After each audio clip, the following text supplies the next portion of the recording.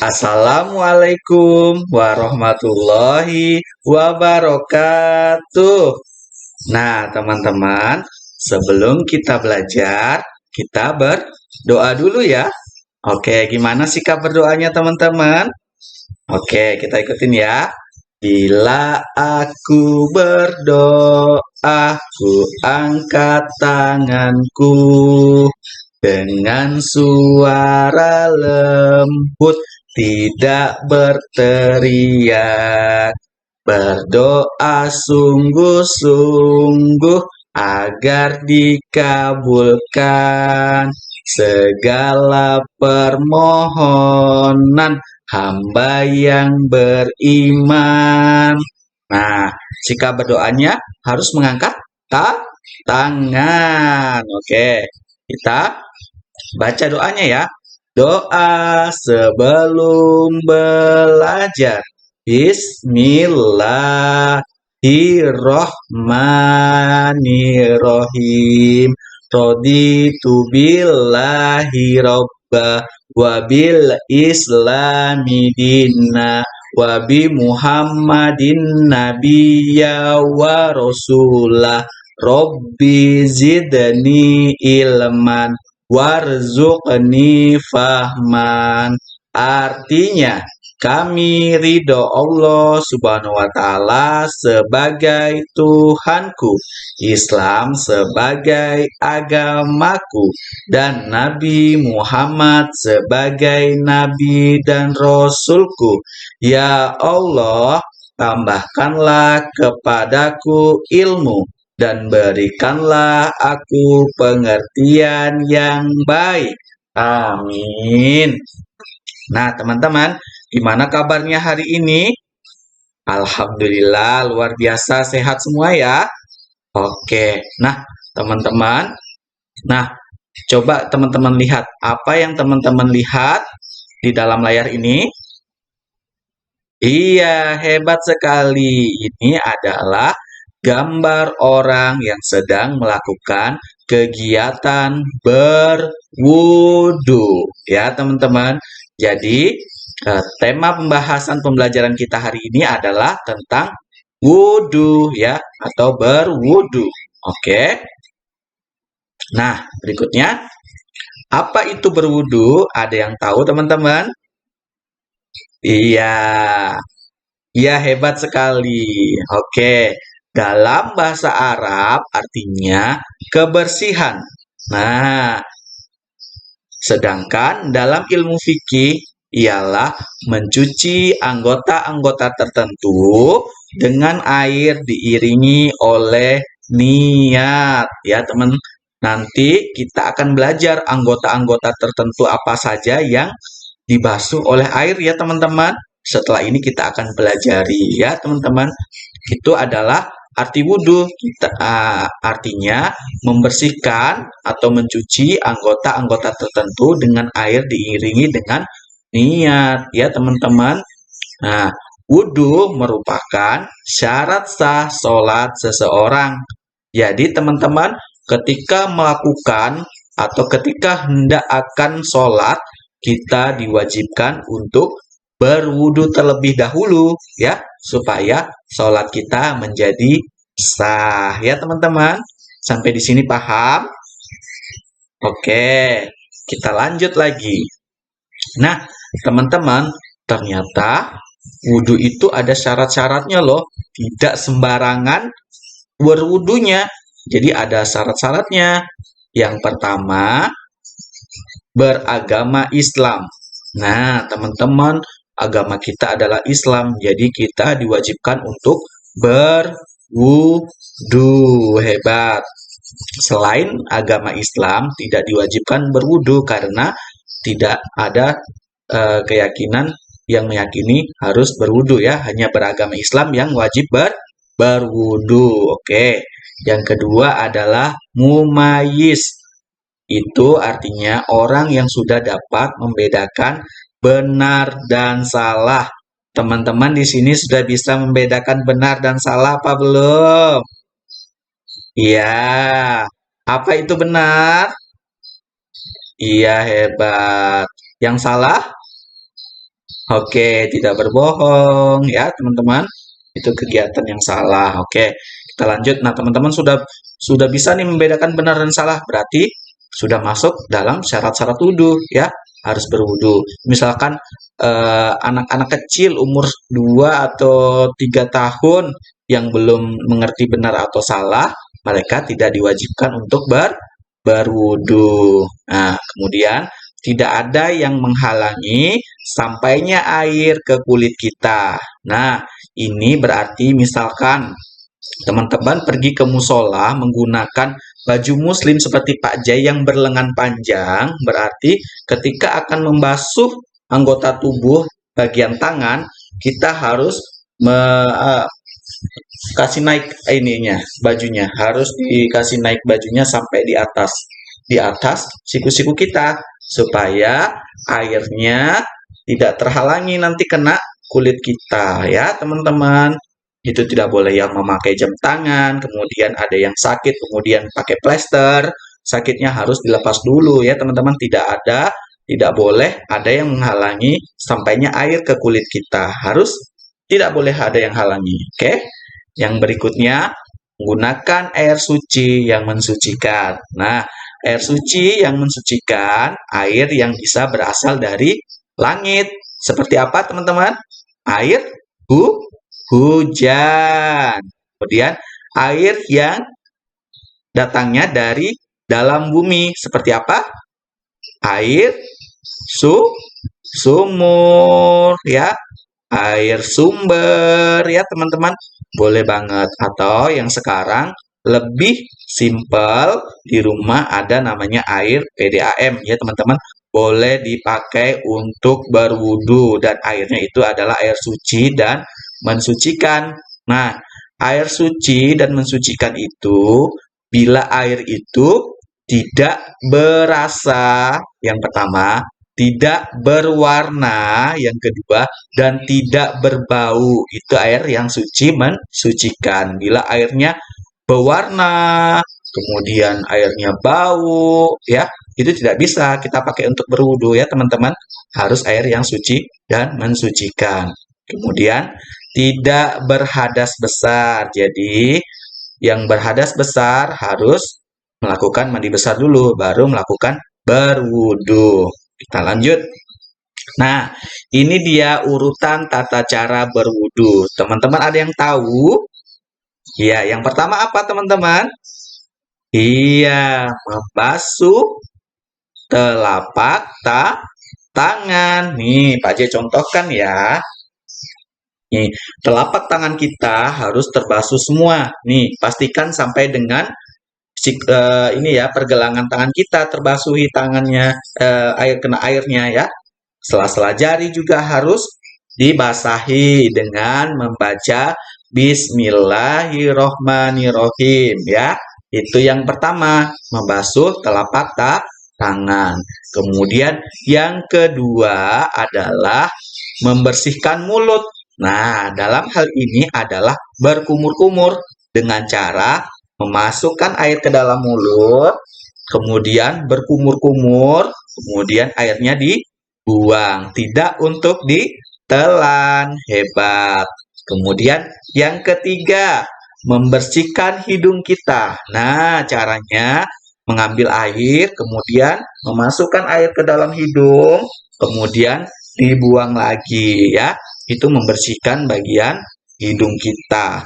Kemudian yang keempat, membasuh muka. Nah, di saat membasuh muka, bersamaan dengan membasuh muka, kita membaca niat berwudu. Nanti kita baca sama-sama niatnya ya. Kita melakukan gerakan, memperagakan contoh gerakan melakukan berwudu ya, teman-teman. Nah, ini yang keempat adalah membasuh muka. Nah, dalam hal membasuh muka, teman-teman, sebaiknya terbasuhi semua muka kita. Tidak hanya di depan nih. Nah, ini kan bagian depan, ambil air kemudian di depan. Tidak begitu. Nih, muka kita semua sampai dari atas kening kita ke bawah, ke samping, kemudian sampai ke bawah sini harus terbasahi semua oleh air ya. Pastikan semua terbasahi oleh air ya, teman-teman. tidak hanya begini-begini ya teman-teman, harus terbasahi semua oleh air. Itu membasuh muka. Sampai di sini sudah paham? Ya, ada 4. Yang pertama, membasuh telapak tangan. Yang kedua, berkumur-kumur. Yang ketiga, membersihkan hidung. Yang keempat, membasuh muka. Oke, kita lanjut. Yang kelima, membersihkan tangan kanan dan tangan kiri. Nah, tangan kanan ada batasnya nih. Pastikan siku-siku kita ini terbasahi ya teman-teman. Ketika kita ambil air berwudu, pastikan dari ujung tangan sampai ujung siku kita terbasahi oleh air. Dan teman-teman, kita wajib menggunakan anggota tubuh yang kanan terlebih dahulu ya teman-teman. Yang tangan kanan dulu, kemudian yang tangan kiri ya, sampai ke siku ya teman-teman. Kemudian yang keenam adalah mengusap kepala. Nah, mengusap kepala itu adalah sebagian aja ya teman-teman. Ambil air, kemudian diusapkan bagian kepala kita ya teman-teman. Tidak perlu banyak-banyak airnya sampai basah-basah. Tidak perlu. Yang penting kepala kita terusap atau terbasahi. Kemudian yang ketujuh adalah menyapu kedua telinga kita. Nih, telinga kanan dan kiri. Dengan cara telinga dalam menggunakan dari telunjuk. Kemudian telinga luar menggunakan ibu jari. Nah, ambil air, masukkan jari telunjuk dan jari ibu jarinya diputar ya, teman-teman. Masukkan jari telunjuk, ibu jarinya diputar ya. Begitu caranya membasuh telinga. Kemudian yang terakhir nomor 8 adalah membasuh atau membersihkan kaki. Nah, ada batasnya nih kaki teman-teman. Harus di atas mata kaki ya, di bawah lutut, di atas mata kaki. Harus terbasahi semua ya, termasuk di sela-sela jari kaki kita harus terbasahi. Oke? Sampai di sini paham? Yang nomor 5 tadi apa? Membasuh tangan sampai ke siku. Yang keenam, membasuh atau mengusap kepala. Yang ketujuh, menyapu kedua telinga. Yang kedelapan, membersihkan kaki. Ya teman-teman, sampai di atas mata kaki. Sudah paham teman-teman? Iya, oke. Kita lanjut. Nah, ternyata wudhu itu ada hal-hal yang membatalkan wudhu atau wudhu kita menjadi tidak sah. Nah, apa saja sih teman-teman? Kita lihat yang pertama adalah ini dia. Buang air kecil atau buang air besar. Nah, ketika teman-teman kebelet kencing, kemudian kebelet buang air besar, setelah itu kita wajib berwudu lagi karena wudu kita sebelumnya sudah tidak sah ya teman-teman. Kita wajib berwudu lagi. Kemudian yang kedua, ini gambar apa? Iya, hebat. Kentut. Jadi, ketika kita buang angin atau kentut, maka wudhu kita tidak sah atau batal ya teman-teman. Kita wajib wudhu lagi ya, oke. Lanjut. Kemudian hilang akal, orang gila, orang mabuk, dan orang pingsan wajib kita melakukan wudhu lagi karena dianggap tidak sah ya teman-teman dan batal wudhu kita. Hilang akal orang gila tidak wajib wudhu karena batal juga ya, tidak wajib untuk sholat orang gila. Kemudian tidur. Nah, tidur dalam hal ini adalah tidur yang betul-betul tidur sampai termimpi-mimpi, sampai terkeluar-keluar air liurnya. Itu membatalkan wudhu. Kita wajib berwudhu lagi. Kemudian menyentuh alat kelamin atau kemaluan. Jadi, teman-teman, ketika kita kencing, menyentuh alat kelamin atau kemaluan, kita wajib berwudhu lagi ya, teman-teman. Kemudian bersentuhan yang bukan muhrim, laki-laki dan perempuan yang bukan muhrim bersentuhan tidak boleh. Wudhu kita menjadi batal. Kita harus berwudhu lagi. Lanjut. Nah, ini dia Doa sebelum berwudu. Yuk kita baca sama-sama yuk. Angkat tanganmu. Niat berwudu. Bismillahirrohmanirrohim. Nawaitu wudu'a lirof'il hadasil asgori fardolillahi ta'ala. Sengaja aku berwudu untuk menghilangkan hadas kecil karena Allah Ta'ala. Amin. Nah, itu adalah niat berwudu. Nah, berikutnya doa sesudah berwudu. Siapa yang sudah hafal? Oke, hebat. Coba kita baca sama-sama. Oke, doa sesudah berwudu. Bismillahirrohmanirrohim. Ashadu an la ilaha illallah wahdahu la syarika lahu wa ashadu anna muhammadan abduhu wa rasuluh. Allahumma ja'alni minat tawwabina waj'alni minal mutatahhirina waj'alni min ibadikas sholihin. Amin. Nah, itu adalah doa sesudah berwudu ya, teman-teman. Tadi niat berwudunya dibaca saat kapan?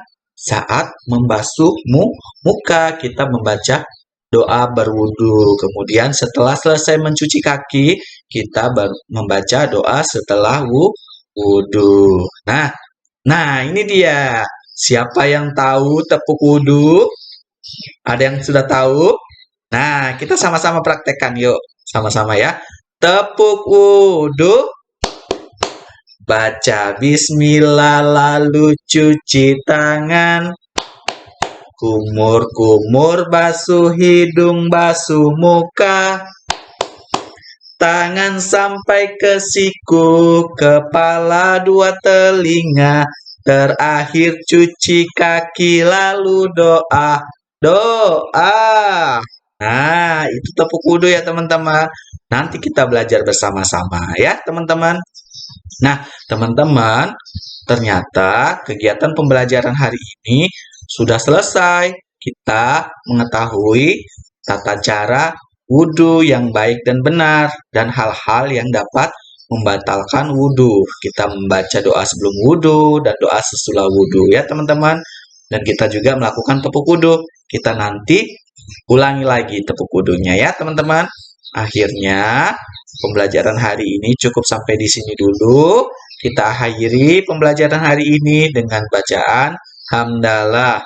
Alhamdulillahirabbil alamin. Wassalamualaikum warahmatullahi wabarakatuh.